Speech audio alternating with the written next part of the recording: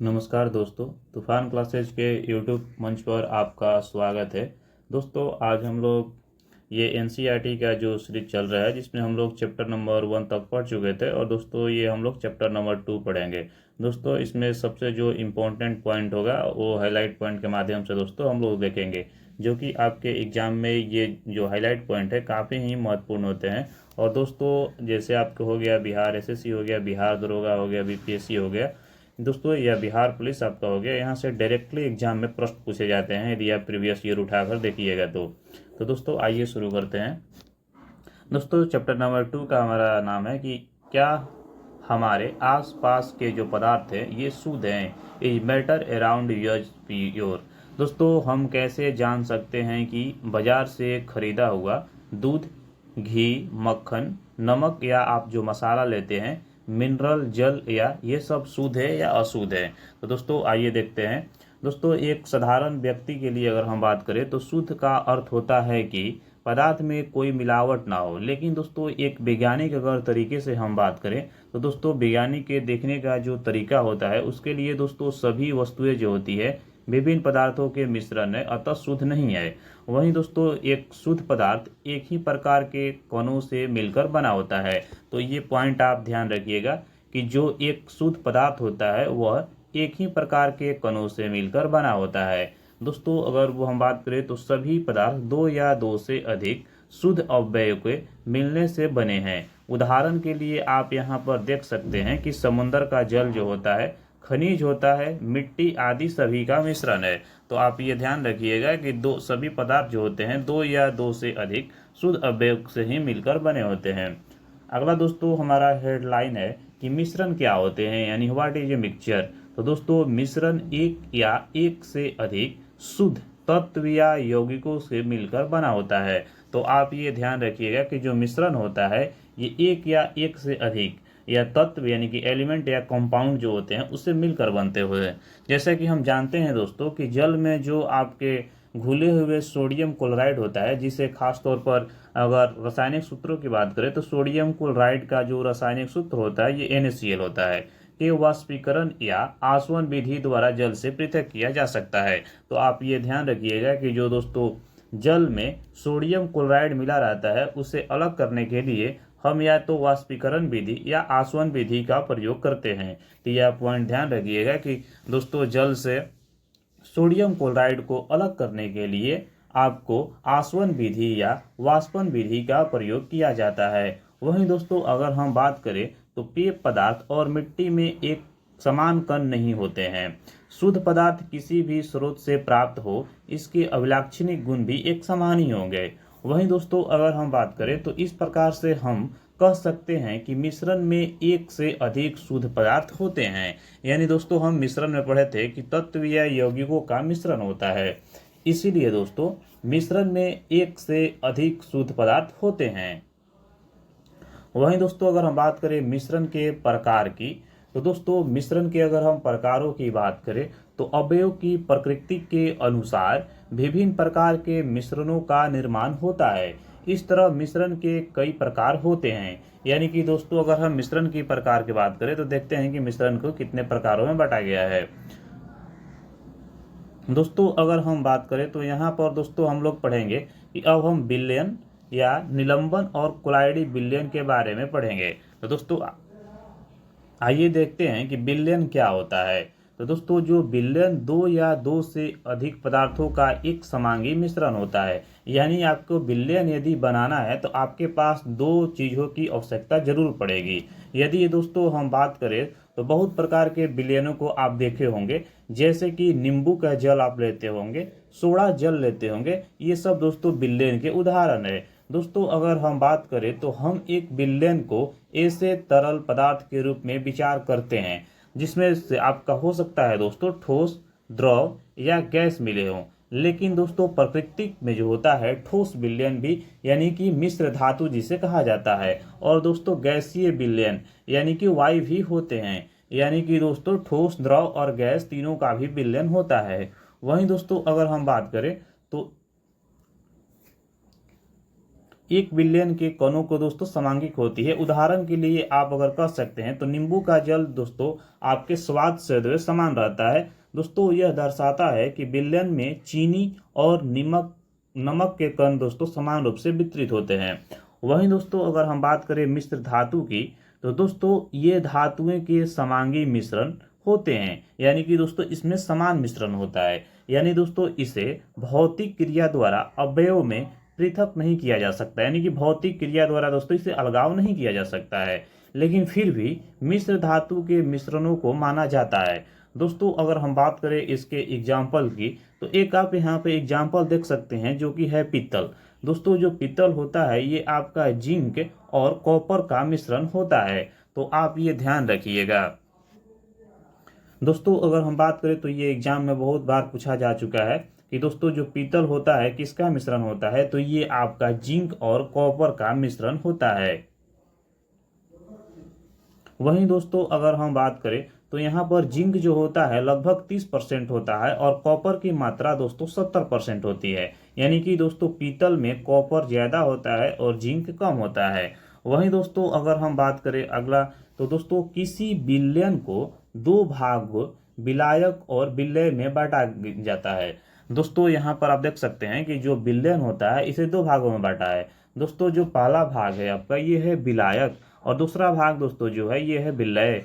यानी कि दोस्तों विलयन का वह घटक जिनकी मात्रा दूसरे से अधिक होती है और दूसरे घटक को दोस्तों विलयन को मिलाता है उसे विलायक कहते हैं। यानी कि दोस्तों जिसकी मात्रा अधिक रहेगी उसे हम विलायक कहेंगे और दोस्तों विलयन का वह मात्रा यानी कि दोस्तों जो प्राय कम होता है, जो कि दोस्तों विलायक में घुला होता है, उसे हम विलय कहते हैं। दोस्तों यहाँ पर हम एग्जाम्पल के थ्रू देखेंगे। तो दोस्तों अगर हम बात करें यहाँ पर एक उदाहरण के तौर पर, तो दोस्तों चीनी और जल का विलयन एक तरल घोल में ठोस का उदाहरण है। इसमें दोस्तों चीनी जो है ये विलय है और जल ये विलायक है। दोस्तों यदि आप चीनी और जल का दोस्तों शरबत यदि पिए होंगे तो दोस्तों उसमें जो आपके चीनी रहता है उसकी मात्रा दोस्तों जल से कम होती है। तो दोस्तों यहाँ पर आपको स्पष्ट रूप से बताया गया है कि जिसकी मात्रा कम होगी दोस्तों उसे हम लोग विलय कहेंगे और दोस्तों जिसकी मात्रा अधिक होगी यानी कि दोस्तों उस मिश्रण में जल की मात्रा अधिक है तो दोस्तों उसे हम लोग आपके विलायक कहेंगे। यहाँ पर दोस्तों एक आप ट्रिक से याद कर सकते हैं कि दोस्तों जो विलायक वर्ड है ये दोस्तों यहाँ पर जो शब्द है दोस्तों ये 4 लेटर से बना हुआ है और दोस्तों जो विलय है ये 3 लेटर से बना हुआ है। यदि आपको ऐसे ध्यान पर नहीं आ रहा है तब, तो दोस्तों जो विलायक है ये 4 लेटर से बना हुआ है तो दोस्तों इसकी मात्रा जो है अधिक होगी और दोस्तों विलय जो 3 लेटर का है ये दोस्तों कम है उससे, तो इसकी मात्रा कम होगी। यानी कि दोस्तों अगर हम बात करें तो यहाँ पर जो आपसे एग्जाम में पूछा जा सकता है कि आप बताइए कि जल और चीनी के मिश्रण में जल क्या है, तो दोस्तों जल यानी कि जो जिसमें दोस्तों उसकी अगर मात्रा अधिक है तो दोस्तों वो हो जाएगा विलायक। चीनी दोस्तों विलय हो जाएगा क्योंकि उसकी मात्रा कम है, तो आप ये ध्यान रखिएगा। अगला दोस्तों अगर हम उदाहरण की बात करें तो अगला दोस्तों हमारे पास एग्जाम्पल है कि आयोडीन और एल्कोहल का विलयन जिसे टिंचर आयोडीन के नाम से जाना जाता है। दोस्तों ये बिहार पुलिस के एग्जाम में पूछा गया था कि टिंचर आयोडीन में क्या होता है। दोस्तों एक तरफ आपको दे दिया गया था कि टिंचर आयोडीन का मिश्रण में आयोडीन के साथ क्या होता है, वहां पर दोस्तों मेथनॉल, एल्कोहल, एथनॉल ऐसे एग्जाम्पल दिए गए थे। तो दोस्तों टिंचर आयोडीन जो होता है ये आपका आयोडीन और एल्कोहल का दोस्तों विलयन होता है। वहीं दोस्तों अगर इसमें बात करें तो दोस्तों जो आयोडीन होता है ये विलय होता है क्योंकि दोस्तों इसकी मात्रा कम है और दोस्तों जो एल्कोहल होता है ये विलायक हो जाता है क्योंकि इसकी मात्रा अधिक है। वहीं दोस्तों अगर नेक्स्ट एग्जाम्पल की हम बात करें तो दोस्तों वातायुक्त पेय जैसे कि सोडा जल, कोक इत्यादि तरल विलयन में गैस के रूप में हैं। इनमें से दोस्तों कार्बन डाइऑक्साइड जिसे CO2 आमतौर पर कहा जाता है गैस विलय और जल दोस्तों विलायक है क्योंकि दोस्तों जो जल है इसकी मात्रा अधिक है तो ये विलायक हो जाएगा और दोस्तों CO2 की मात्रा कम है तो ये विलय हो जाएगा। अगर नेक्स्ट एग्जाम्पल की दोस्तों बात करें हम वायु की, तो दोस्तों यहाँ पर वायु जो होता है गैस में गैस का विलयन है यानी कि दोस्तों मुख्यतः दो घटक जैसे कि ऑक्सीजन 21% और दोस्तों नाइट्रोजन 78% का एक समांगी मिश्रण है। वहीं दोस्तों अगर हम बात करें तो इसमें आप देख सकते हैं कि जो नाइट्रोजन की दोस्तों मात्रा है ये यहाँ पर ज़्यादा है और दोस्तों यहाँ पर ऑक्सीजन की मात्रा कम है। तो यहाँ पर आप आसानी से बता सकते हैं कि दोस्तों जो नाइट्रोजन है ये आपका दोस्तों विलायक है और जो ऑक्सीजन है यहाँ पर ये आपका विलेय है। तो हम दोस्तों उम्मीद करते होंगे कि आप ये पॉइंट को समझ चुके होंगे कि विलायक और विलेय क्या है। दोस्तों अगर हम विलेन के गुणों की बात करें तो दोस्तों यहाँ पर विलेन एक जो समांगी मिश्रण होता है। वहीं दोस्तों विलेन के कण व्यास में अगर हम बात करें तो 1 नैनोमीटर होता है। 1 नैनोमीटर बराबर होता है 10⁻⁻9 मीटर। तो आप ये ध्यान रखिएगा कि विलेन के कण का व्यास नैनोमीटर में 1 नैनोमीटर होता है और मीटर में अगर दोस्तों हम बात करें तो 10⁻⁻9 मीटर होता है, से भी दोस्तों छोटे होते हैं। इसीलिए दोस्तों वे आंखों से नहीं देखे जा सकते हैं। दोस्तों यदि आप शरबत बनाते होंगे चीनी और जल का या दोस्तों नमक और दोस्तों नींबू और जल का, तो दोस्तों उसमें आप देखते होंगे कि क्या आपको चीनी या नमक दिखाई देता है। तो दोस्तों वो पूरी तरीक़ा से घुल जाता है और हम अपनी सूक्ष्म आंखों से नहीं देख सकते हैं। यानी कि दोस्तों अगर इसीलिए इसे 10⁻9 मीटर से भी इसके कण जो होते हैं व्यास इसका छोटा होता है। वहीं दोस्तों अगर हम बात करें तो अपने छोटे आकार के कारण विलेन के जो कण होते हैं वो गुजर रही प्रकाश के किरण को फैलाते नहीं है। इसीलिए दोस्तों विलेन में प्रकाश का मार्ग दिखाई नहीं देता है। तो आप ये ध्यान रखिएगा कि विलेन में प्रकाश का मार्ग स्पष्ट रूप से दिखाई नहीं देता है। अगला दोस्तों आर्टिकल की हम बात करें तो दोस्तों छानने की विधि का द्वारा विलेय के कणों का विलेन से पृथक नहीं किया जा सकता है। तो दोस्तों आप ये ध्यान रखिएगा कि विलेय के कणों को विलेन में से दोस्तों पृथक करने के लिए छानने की विधि का उपयोग में नहीं लाया जाता है। वहीं दोस्तों अगर नेक्स्ट पॉइंट की हम बात करें तो विलेन को दोस्तों आप जैसे ही शांत छोड़ देते हैं तो दोस्तों विलेय के कण नीचे नहीं बैठते हैं। यानी कि दोस्तों विलेय के कण की बात करें तो ये यहाँ पर दोस्तों यहाँ पर चीनी की बात कर रहा है। जैसे ही दोस्तों विलेय आया तो आपके दिमाग में एग्जाम्पल आ जाना चाहिए। आप कोई भी एग्जाम्पल ले सकते हैं या आप नाइट्रोजन या ऑक्सीजन का भी एग्जाम्पल ले सकते हैं, चीनी और दोस्तों जल का भी एग्जाम्पल आप ले सकते हैं, नमक या जल का भी एग्जाम्पल आपके दिमाग में आना चाहिए। और दोस्तों वहाँ पर स्पष्ट रूप से आपको दिखना चाहिए कि जो चीनी है ये हमारा विलेय है और दोस्तों जो वह हमारा जल है ये विलायक है। तो दोस्तों यहाँ पर यही कह रहा है कि विलेन को जैसे ही आप शांत छोड़ देते हैं तो जो विलेय के कण है ये नीचे नहीं बैठते हैं, क्योंकि दोस्तों वो घुल जाते हैं तो नीचे कहाँ से बैठेंगे। तो वो दोस्तों विलेन एक अस्थाई है। यानी कि दोस्तों जो विलेन की वो कण है एक प्रकार का अस्थाई है। अगला दोस्तों हम लोग पॉइंट देखेंगे विलेन की सांद्रता के बारे में। दोस्तों हम लोग जानते हैं कि विलेन में पृथक पृथक यानी कि अलग अलग मात्रा में विलायक और विलेय पदार्थ होते हैं। दोस्तों विलेन में मौजूदा विलेय पदार्थों के मात्रा के आधार पर तनु, सांद्र या संतृप्त कहा जाता है। तनु मतलब दोस्तों होता है थोड़ा सा, यानी कि दोस्तों थोड़ा सा आपके सांद्र या संतृप्त घोल कहा जा सकता है। तनु और सांद्र दोस्तों एक तुलनात्मक शब्द हैं। तो आप ये ध्यान रखिए कि विलेन की सांद्रता किसे कहते हैं, जिसमें दोस्तों थोड़ी सी मात्रा घुली हुई है, इसे विलेन की सांद्रता कहते हैं। अगला दोस्तों हमारा पॉइंट है, सारे दोस्तों आप पॉइंट को चाहे तो नोट कर सकते हैं। दोस्तों इसका पीडीएफ प्राप्त करने के लिए आप हमारे टेलीग्राम चैनल से जुड़ सकते हैं, जिसका लिंक दोस्तों डिस्क्रिप्शन में दिया गया है। वहीं दोस्तों अगर हम बात करें तो किसी निश्चित तापमान पर उतना ही विलेय पदार्थ घुल सकता है जितनी की विलेन की क्षमता होती है। यानी कि दोस्तों अगर हम बात करें तो यहाँ पर आप देख सकते हैं कि निश्चित तापमान पर यदि विलेन में विलेय पदार्थ नहीं घुलता है, विलेय पदार्थ का मतलब दोस्तों यदि चीनी नहीं घुलता है तो उसे हम लोग संतृप्त विलेन कहते हैं। यदि एक विलेन में विलेय पदार्थ की मात्रा संतृप्त से भी कम हो तो दोस्तों उसे असंतृप्त विलयन कहा जाता है। यानी कि दोस्तों उसमें यदि चीनी नहीं घुलता है और उससे भी दोस्तों कम है तो उसे हम लोग असंतृप्त विलयन कहते हैं। तो दोस्तों ये पॉइंट आप समझ चुके होंगे कि संतृप्त विलयन और असंतृप्त विलयन किसे कहते हैं।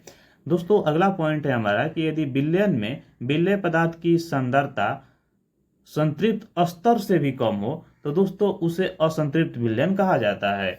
दोस्तों एक निश्चित तापमान पर पृथक पृथक यानी कि अलग अलग पदार्थों की विलयन की क्षमता भी भिन्न होती है। दोस्तों यदि आप चैनल पर नए हैं तो चैनल को सब्सक्राइब कर लीजिए। वीडियो आपको अच्छी लगेगी तो वीडियो को लाइक कीजिए एंड शेयर कीजिए। चैनल पर दोस्तों यदि आप लगातार बने रहते हैं तो दोस्तों आपकी साइंस जो है वो कंप्लीट हो जाएगी, खास तौर पर एनसीईआरटी की। दोस्तों जैसे ही हम लोग सब्जेक्टिव खत्म करेंगे उसके बाद दोस्तों हम लोग शॉर्ट नोट्स पढ़ेंगे, फिर दोस्तों ऑब्जेक्टिव पढ़ लेंगे एक बार। दोस्तों विलायक की मात्रा द्रव्यमान अथवा आयतन यानी कि दोस्तों जो विलायक की मात्रा होती है दोस्तों ये मास एंड वॉल्यूम में घुले हुए विलेय पदार्थों की मात्रा के विलयन की सांद्रता कहते हैं। तो आप ये ध्यान रखिए कि विलयन की सांद्रता किसे कहते हैं। तो दोस्तों विलयन की मात्रा में घुले हुए विलेय पदार्थ की मात्रा को विलयन की सांद्रता कहते हैं। दोस्तों यहाँ पर 3 विधियां आपको विलयन की सांद्रता निकालने के लिए दर्शाई गई है, जो यहाँ पर देख सकते हैं। दोस्तों यदि दोस्तों आपको द्रव्यमान यानी कि विलयन के द्रव्यमान का प्रतिशत निकालना है तो दोस्तों ऊपर आपको विलेय पदार्थों का द्रव्यमान रखना पड़ेगा और नीचे दोस्तों विलयन का द्रव्यमान, और दोस्तों 100 से आपको गुना करना पड़ेगा। वहीं दोस्तों अगर आपको द्रव्यमान यानी कि विलयन के आयतन का प्रतिशत निकालना होगा तो दोस्तों विलेय पदार्थों का द्रव्यमान आपको ऊपर रखिए और विलयन का आयतन नीचे, और दोस्तों उसे 100 से मल्टीप्लाई कर दीजिए तो यहाँ पर आपके द्रव्यमान यानी कि विलयन के आयतन का प्रतिशत निकल जाएगा। वहीं दोस्तों अगला अगर हम पॉइंट की बात करें तो यदि आपको विलयन के आयतन या आयतन प्रतिशत निकालना हो तो दोस्तों ऊपर आपको विलेय का आयतन और दोस्तों नीचे आपको विलयन का आयतन रखना पड़ेगा, और दोस्तों इसे 100 से आपको मल्टीप्लाई करना पड़ेगा। अगला दोस्तों हमारा आर्टिकल है, दोस्तों अगला हमारा पॉइंट है कि निलंबन क्या है। तो दोस्तों यहाँ पर आपके विषमांगी घोल जो ठोस द्रव में परिक्षेपित हो जाता है उसे निलंबन कहा जाता है। यानी कि दोस्तों विषमांगी घोल जो कि ठोस द्रव में विक्षेपित हो जाता है उसे दोस्तों हम लोग निलंबन कहते हैं। यानी कि दोस्तों निलंबन एक आपका विषमांगी मिश्रण है। तो दोस्तों आप ये ध्यान रखिएगा कि जो निलंबन होता है ये दोस्तों एक प्रकार का विषमांगी मिश्रण होता है। वहीं दोस्तों अगर हम बात करें तो दोस्तों जिसमें विलेय पदार्थों के कण नहीं घुलते नहीं है दोस्तों उसे आप एक तौर पर निलंबन कह सकते हैं दोस्तों, बल्कि माध्यम की अस्मिष्टि में भी दोस्तों निलंबन रहते हैं। वहीं दोस्तों ये निलंबन जो होते हैं इनको आंखों से देखा जा सकता है। यदि दोस्तों वो नहीं घुलेंगे तो आप आसानी से उसे देख सकते हैं। दोस्तों एक तरीका का आप कह सकते हैं कीचड़ के तौर पर कि उसमें पानी में दोस्तों वो नहीं घुल सकता है तो वो एक प्रकार का निलंबन भी हम उसे कह सकते हैं। वहीं दोस्तों अगर निलंबन की अगर हम गुणधर्मों की बात करें तो दोस्तों यह एक विषमांगी मिश्रण होता है, और दोस्तों इसे हम कणों को आंखों से देख सकते हैं। यदि दोस्तों विषमांगी रहेगा तो आमतौर पर आप आंखों से देखिएगा, क्योंकि दोस्तों यदि वो घुलेगा ही नहीं तो आंख से स्पष्ट रूप से आपको दिखाई देगा। और दोस्तों ये निलंबित कण जो होते हैं प्रकाश के किरण को फैला देते हैं जिससे उसका मार्ग दोस्तों दृष्टिगोचर हो जाता है। और दोस्तों अगर हम बात करें तो यदि इस पानी में यदि नहीं घुलेगा दोस्तों तो कण जो है दोस्तों इधर उधर आपको देखने में मिलेंगे। जैसे ही दोस्तों उस पर यदि आप लाइट डालते हैं तो दोस्तों उसके जो कण में से टकराकर दोस्तों लाइट आपको इधर उधर दोस्तों दृष्टिगोचर दोस्तों कर देगा। वहीं दोस्तों जब इसे आप शांत छोड़ दीजिएगा तब दोस्तों इसके जो कण होते हैं वो नीचे की ओर बैठ जाते हैं, अर्थात दोस्तों निलंबन जो होते हैं अस्थायी होते हैं। वहीं यानी कि दोस्तों ये अस्थायी नहीं रहते हैं, इधर उधर ये भ्रमण करते रहते हैं। वहीं दोस्तों छानन विधि के द्वारा इन कणों को मिश्रण से पृथक किया जा सकता है। दोस्तों आमतौर पर यदि उसमें नहीं घुला हुआ है तो दोस्तों आप छानन विधि का प्रयोग कीजिएगा तो दोस्तों जो उसका कण है वो ऊपर रह जाएगा, और दोस्तों जो पानी है वो दोस्तों आपके छानन विधि के द्वारा अलग हो जाएगा। तो दोस्तों यहाँ पर आप पॉइंट को एक दूसरे से रिलेट कीजिएगा तो आपको समझ में आने लगेगा चीजें। वहीं दोस्तों जब सभी कण नीचे बैठ जाते हैं तो निलंबन समाप्त हो जाता है तथा विलयन में प्रकाश की किरण का प्रकीर्णन भी दोस्तों रुक जाता है। दोस्तों जो उसके कण है जब नीचे आ जाएंगे दोस्तों तो वहां पर प्रकाश के जो किरण होती है दोस्तों उसका भी प्रकीर्णन रुक जाएगा, क्योंकि दोस्तों जो जल है उसमें कोई भी आपके आमतौर पर दोस्तों कण नहीं रह जाते हैं जितनी उसकी मात्रा के दोस्तों जरूरत पड़ती है। अगला दोस्तों हमारा पॉइंट है कि कोलाइडी विलयन क्या है।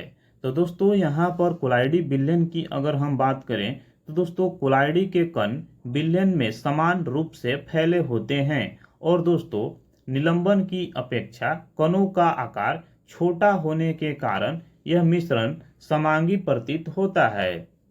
वहीं दोस्तों लेकिन वास्तविकता में विलयन एक विषमांगी मिश्रण है।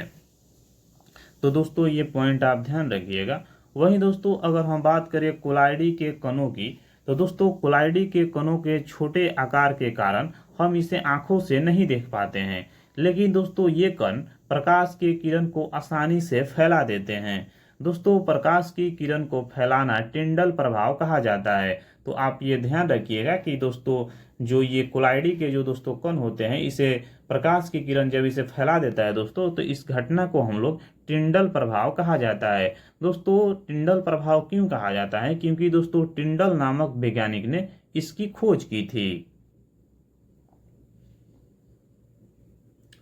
दोस्तों यहाँ पर कुछ हम लोग एग्जाम्पल देखेंगे कोलाइडी के उदाहरण की। दोस्तों यहाँ पर आपके उदाहरण के तौर पर कोहरा बादल या कुहासा। दोस्तों आप कोहरा बादल या कुहासा देखे होंगे। दोस्तों एक प्रकार का ये एरोसोल का मिश्रण हो जाता है और दोस्तों इसमें आपके दोस्तों गैस में आपके द्रव दोस्तों प्रक्षेपित अवस्था में रहता है, यानी कि दोस्तों गैस और जो द्रव का मिश्रण होता है दोस्तों ये एरोसोल का निर्माण करता है और ये दोस्तों इसका एग्जाम्पल बन जाता है कोहरा बादल या कुहासा। वहीं दोस्तों धुआं या स्वचालित वाहन का निथार जो निकलता है उसमें दोस्तों आपके गैस में दोस्तों ठोस का मिश्रण बन जाता है जिसे एरोसोल कहा जाता है, यानी कि गैस में दोस्तों द्रव का मिश्रण एरोसोल कहा जाता है। वहीं दोस्तों गैस में आपका ठोस का दोस्तों मिश्रण को भी एरोसोल कहा जाता है। वहीं दोस्तों यदि आप शेविंग क्रीम देखे होंगे जो आप दाढ़ी बनाने के काम में लाते हैं या प्रयोग करते हैं दोस्तों, तो उसमें दोस्तों क्या होता है कि द्रव में आपका गैस का मिश्रण होता है जिसे दोस्तों फोम कहा जाता है और दोस्तों यही शेविंग क्रीम कहा जाता है। वहीं दोस्तों अगला एग्जाम्पल की बात करें तो यदि आप दूध या फ्रेश क्रीम यदि यूज करते होंगे तो उसे दोस्तों उस एग्जाम्पल को इमल्सन कहा जाता है जिसमें दोस्तों द्रव में द्रव का दोस्तों मिश्रण होता है। वहीं दोस्तों अगर हम बात करें तो मैग्नीशिया मिल्क या कीचड़ यदि आप देखे होंगे जिसे सोल के नाम से जाना जाता है इसके। वहीं दोस्तों अगर हम बात करें तो इस द्रव में दोस्तों ठोस का आपका मिलावट रहता है। वहीं दोस्तों अगला एग्जाम्पल की हम बात करें तो फोम, रबड़, स्पंज या फ्यूमिस आप देखे होंगे दोस्तों जिसे फोम के नाम से जाना जाता है। इसमें दोस्तों ठोस में गैस का मिश्रण होता है। वहीं दोस्तों जेली, पनीर या मक्खन जिसे दोस्तों जेल कहा जाता है, इसमें दोस्तों ठोस में द्रव का मिश्रण होता है। वहीं दोस्तों रंगीन रतन पत्थर या दुधिया कांच जिसे दोस्तों ठोस सोल कहा जाता है, इसमें दोस्तों ठोस में ठोस का मिश्रण होता है। तो ये आप एग्जाम्पल को दोस्तों ध्यान रखिएगा क्योंकि यहाँ से दोस्तों डायरेक्ट एग्जाम में प्रश्न पूछे जाते हैं कि कुहासा दोस्तों किसका मिश्रण होता है, गैस के द्रव में गैस के, गैस में ठोस के। तो दोस्त आप ये ध्यान रखिएगा इस सारे एग्जाम्पलों को। अगला दोस्तों हमारा पॉइंट है कि कोलाइडी के दोस्तों गुणधर्म क्या होते हैं। तो दोस्तों जो कोलाइड होता है ये एक विषमांगी मिश्रण होता है और दोस्तों कोलाइड के कण जो होते हैं आकार इतना छोटा होता है कि ये पृथक रूप से आंखों से नहीं देखे जा सकते हैं और दोस्तों ये इतने बड़े होते हैं कि प्रकाश के किरण को फैलाते हैं तथा उसके मार्गों को दृश्य बनाते हैं। वहीं दोस्तों जब इनको आप शांत छोड़ दे दिया जाता है तब दोस्तों ये जो होते हैं कण तल पर बैठ जाते हैं, अर्थात दोस्तों ये अस्थायी होते हैं और दोस्तों ये छानन विधि के द्वारा मिश्रण से पृथक नहीं किए जा सकते हैं। वहीं दोस्तों किंतु एक विशेष विधि के अपकेंद्रीय तकनीक के द्वारा इसे अलग किया जा सकता है। तो दोस्तों जो यहाँ पर निलंबन था उसे दोस्तों हम लोग छानन विधि के द्वारा दोस्तों पृथक कर सकते थे, लेकिन दोस्तों कोलाइड को हम लोग नहीं कर सकते हैं। और दोस्तों जो निलंबन था वो ये अस्थायी था, लेकिन दोस्तों जो कोलाइड है ये दोस्तों अस्थायी है। और दोस्तों अगर हम बात करें तो कोलाइड को दोस्तों अलग करने के लिए अपकेंद्रीय विधि का भी प्रयोग किया जाता है। वहीं दोस्तों कोलाइडी विलयन परिक्षेपित प्रवास्ता और परिक्षेपण माध्यम से बनता है। तो आप ये ध्यान रखिएगा कि कोलाइड विलयन जो होता है ये प्रक्षेपित प्रवास्ता और परिक्षेपण माध्यम दोनों से बनता है। ऐसा दोस्तों क्यों होता है? तो दोस्तों यहाँ पर अभी हम लोग पढ़े थे कोलाइडी के कुछ उदाहरण, जहाँ पर दोस्तों यहाँ पर प्रक्षेपित प्रवास्ता और परिक्षेपण माध्यम के मिलने से ही यहाँ पर दोस्तों कोलाइड बन रहा है। क्योंकि दोस्तों आपके द्रव प्रक्षेपित प्रवास्ता हो गया और गैस दोस्तों परिक्षेपण माध्यम हो गया। और दोस्तों इसके बाद ये कोहरा बनता है, बादल बनता है या कुहासा बनता है, जिसे दोस्तों वैज्ञानिक नाम में दोस्तों इसे एरोसॉल कहा जाता है। तो दोस्तों यहाँ पर आप समझ चुके होंगे कि कोलाइड जो होता है प्रक्षेपित प्रवास्ता और परिक्षेपण माध्यम से ही बनता है। दोस्तों यदि आप चैनल पर नए हैं तो चैनल को सब्सक्राइब कर लीजिए। वीडियो आपको अच्छी लग रही है तो वीडियो को लाइक एंड शेयर जरूर कीजिए। अगला दोस्तों हमारा पॉइंट है कि जैसा कि आप रंग, कठोरता, दृढ़ता, बहाव, घनत्व, द्रवणांक और क्वथनांक इत्यादि को भौतिक गुण कहा जाता है। दोस्तों अवस्था का अंतर रूपांतरण और भौतिक परिवर्तन। वहीं दोस्तों अगर हम बात करें तो उनकी रासायनिक प्रकृति भी कोई परिवर्तन नहीं होता है। यानी कि दोस्तों जो भौतिक परिवर्तन होता है दोस्तों उसमें रासायनिक परिवर्तन किसी भी प्रकार का नहीं होता है। यानी कि दोस्तों नए वहां पर पदार्थों का निर्माण नहीं होता है। जैसे कि दोस्तों जो बर्फ, जल और वाष्प अलग अलग दिखते हैं, ये भिन्न भिन्न भौतिक गुणों को दर्शाते हैं, लेकिन दोस्तों ये रासायनिक रूप से समान होते हैं। क्योंकि दोस्तों आप जल से बर्फ को बना सकते हैं और दोस्तों फिर बर्फ से आप जल को बना सकते हैं। तो दोस्तों इसमें कोई भी आपको नया प्रोडक्ट नहीं मिल रहा है, इसीलिए दोस्तों ये एक भौतिक परिवर्तन का उदाहरण हो जाता है। वहीं दोस्तों अगर हम बात करें तो जलना एक रासायनिक परिवर्तन है। दोस्तों रासायनिक परिवर्तन पदार्थ के रासायनिक गुणधर्मों में परिवर्तन लाता है, तब हम दोस्तों एक नए पदार्थ पाते हैं। और दोस्तों रासायनिक परिवर्तन को रासायनिक प्रतिक्रिया भी कहा जाता है। यानी कि दोस्तों भौतिक परिवर्तन में किसी भी पदार्थ का नया आपको पदार्थ नहीं मिलता है, लेकिन रासायनिक जो दोस्तों परिवर्तन होता है इसमें हम नए पदार्थ पाते हैं। तो दोस्तों आइए हम कुछ रासायनिक परिवर्तन के उदाहरण देखेंगे। दोस्तों यहाँ पर आपका एक एग्जाम्पल दिया है कि मोमबत्ती के जो जलने की प्रक्रिया होती है ये दोस्तों भौतिक एवं रासायनिक परिवर्तन दोनों के उदाहरण है।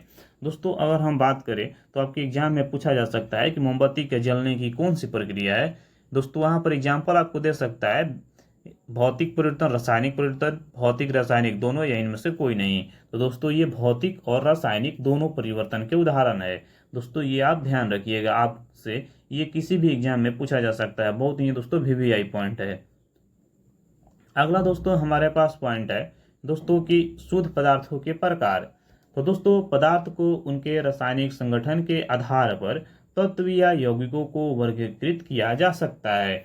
दोस्तों यदि हम तत्व की बात करें तो दोस्तों रॉबर्ट बॉयल पहले वैज्ञानिक थे जिन्होंने 1661 में दोस्तों सर्वप्रथम तत्व शब्द का प्रयोग किया था।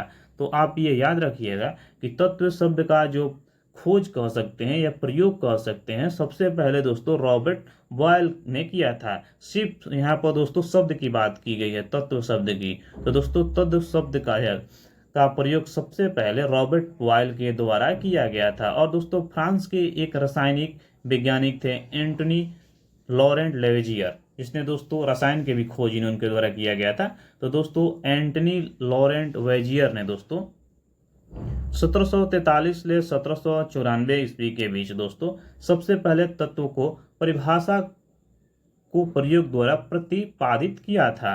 तो ये दो पॉइंट आप ध्यान रखिएगा कि दोस्तों तत्व शब्द का सर्वप्रथम प्रयोग रॉबर्ट बॉयल के द्वारा किया गया था और दोस्तों तत्व की परिभाषा का सर्वप्रथम प्रयोग एंटनी लॉरेंट लेवेजियर के द्वारा दोस्तों किया गया था। दोस्तों तत्वों को साधारणतः धातु, अधातु, उपधातु में वर्गीकृत किया जा सकता है। तो आप ये ध्यान रखिएगा कि तत्व को 3 भागों में बांटा गया है। एक होता है दोस्तों यहाँ पर आपके धातु, दूसरा अधातु और दोस्तों उपधातु, यानी कि दोस्तों मेटल और नॉन मेटल और दोस्तों सब मेटल। आप इन तीनों पॉइंटों को ध्यान रखिएगा।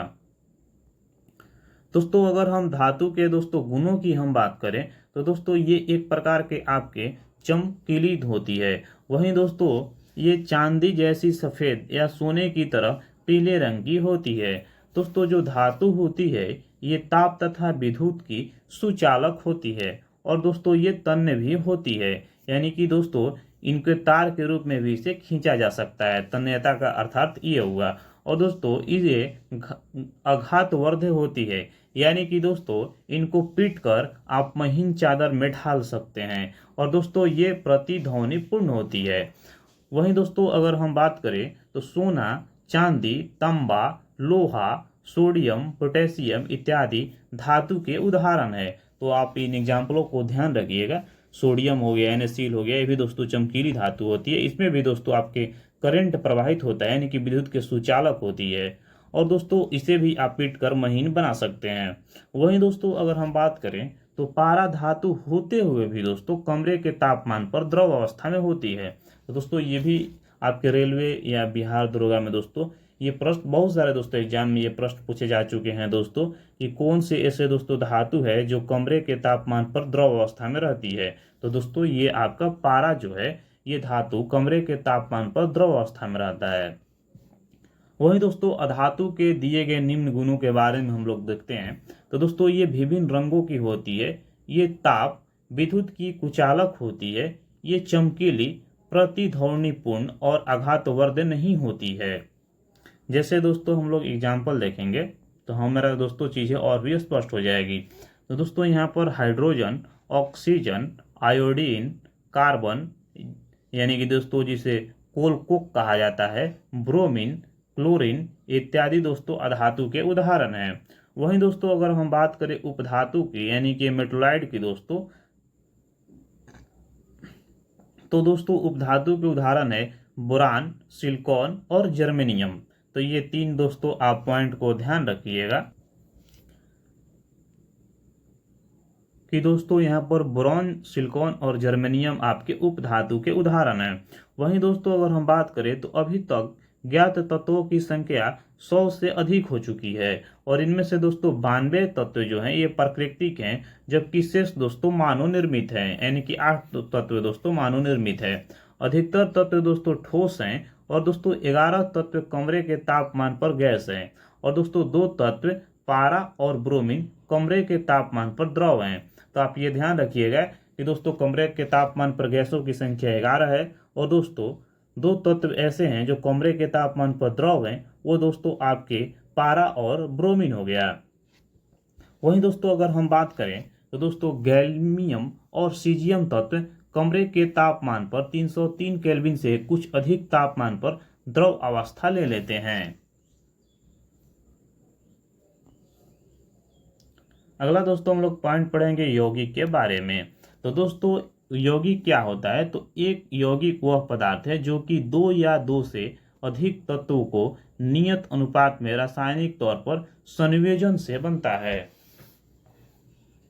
दोस्तों जैसे कि आप यहाँ पर देख सकते हैं जो आपका H2O है दोस्तों, यहाँ पर ये ऑक्सीजन एक तत्व है और दोस्तों हाइड्रोजन एक तत्व है। दोस्तों इन दोनों के मिलाने से जो जल बनता है ये दोस्तों एक कंपाउंड बन गया और दोस्तों इसे हम लोग यौगिक कहते हैं। दोस्तों अगर हम बात करें तो गैस हाइड्रोजन ये एक रंगहीन, गंधहीन और ज्वलनशील गैस है। तो आप ये ध्यान रखिएगा कि हाइड्रोजन गैस जो होती है ये रंगहीन, गंधहीन और ज्वलनशील होती है। वहीं दोस्तों गैस हाइड्रोजन सल्फाइड यह रंगहीन गैस है और इसकी गंध दोस्तों सड़े हुए दोस्तों अंडे जैसी होती है। तो आप ये ध्यान रखिएगा कि कौन सी ऐसी गैस है जिसकी गंध जो है दोस्तों वो सड़े हुए अंडे जैसी आती है। तो दोस्तों ये हाइड्रोजन सल्फाइड हो जाएगा, जिसे दोस्तों रासायनिक फार्मूला में इसे H2S कहा जाता है, हाइड्रोजन सल्फाइड। यहाँ पर दोस्तों हम लोग मिश्रण के तथा यौगिक के दोस्तों आप अंतर के देखेंगे।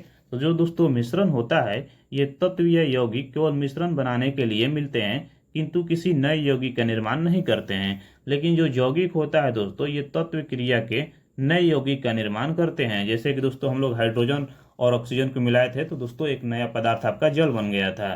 वहीं दोस्तों मिश्रण का संगठन परिवर्तनीय होता है। नए पदार्थों का संगठन सदैव दोस्तों इसमें अस्थायी होता है। वहीं दोस्तों मिश्रण उसमें उपस्थित घटकों के गुणधर्म को दर्शाता है।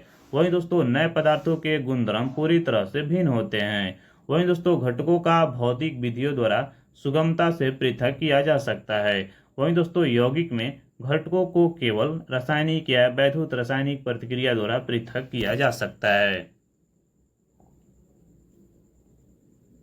वहीं दोस्तों अगर हम बात करें यहाँ पर पदार्थ की, तो दोस्तों पदार्थ को ठोस, द्रव या गैस के आमतौर पर बांटा गया है। दोस्तों इसमें एक शुद्ध पदार्थ है, एक दोस्तों मिश्रण में बांटा गया है।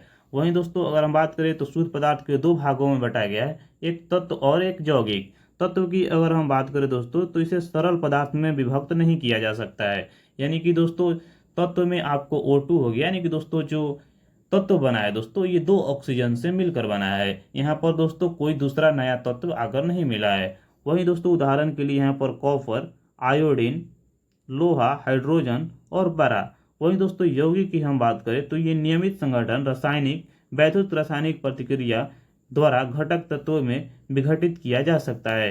दोस्तों उदाहरण के लिए जल, मीथेन, चीनी, नमक आदि। वहीं दोस्तों अगर हम मिश्रण की बात करें तो इसे दो भागों में बांटा गया है, एक दोस्तों समांगी मिश्रण और दूसरा दोस्तों विषमांगी मिश्रण। दोस्तों समांगी मिश्रण की हम बात करें तो इसमें दोस्तों समान संगठन होते हैं। उदाहरण के तौर पर यदि देखें तो दोस्तों जल में चीनी, जल में नमक, कार्बन डाई सल्फाइड में सल्फर, जल तथा एल्कोहल। वहीं दोस्तों अगर हम विषमांगी मिश्रण की बात करें तो दोस्तों इसमें असमान संगठन होते हैं। उदाहरण के लिए दोस्तों बालू तथा नमक, चीनी तथा नमक, लकड़ी, रक्त, तेल में जल आदि। तो दोस्तों ये पॉइंट का आप ध्यान रखिएगा। तो दोस्तों यहाँ पर हमारा एनसीईआरटी में दोस्तों जो सबसे मोस्ट इम्पोर्टेंट पॉइंट है दोस्तों वो खत्म हो गए। और दोस्तों अगला चैप्टर नंबर 3 में दोस्तों हम लोग फिर अगले दिन दोस्तों उससे पढ़ेंगे। दोस्तों यदि आप चैनल पर नए हैं तो चैनल को सब्सक्राइब कर लीजिए। वीडियो आपको अच्छी लग रही है तो वीडियो को लाइक एंड शेयर कीजिए। और दोस्तों जो भी आपके हाईलाइट पॉइंट है उसे दोस्तों लिखने का आप प्रयास कीजिए। दोस्तों इसका आप PDF प्राप्त करना चाहते हैं तो दोस्तों आप हमारे टेलीग्राम चैनल से जुड़ सकते हैं, जिसका लिंक दोस्तों डिस्क्रिप्शन में डाला हुआ है। जय हिंद।